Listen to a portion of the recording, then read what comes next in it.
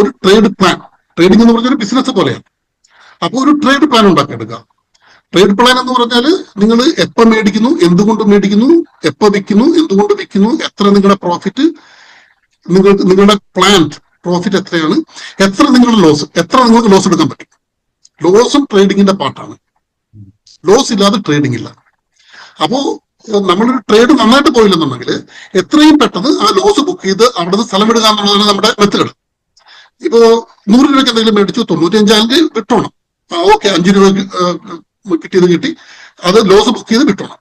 ഈ ട്രേഡേഴ്സ് ചെയ്യുന്ന ഒരു മിസ്റ്റേക്ക്, അവര് ലോസ് ഇങ്ങനെ കടിച്ചു തൂങ്ങി ഇങ്ങനെ നിൽക്കും. 100 95, 90, 80.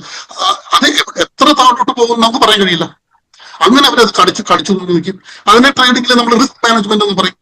ആ റിസ്ക് മാനേജ്മെന്റ് നിങ്ങൾ പ്രോപ്പർ ആയിരിക്കണം. അപ്പൊ നിങ്ങൾക്കൊരു ട്രേഡിംഗ് പ്ലാൻ വേണം, റിസ്ക് മാനേജ്മെന്റ് സ്ട്രാറ്റജി വേണം.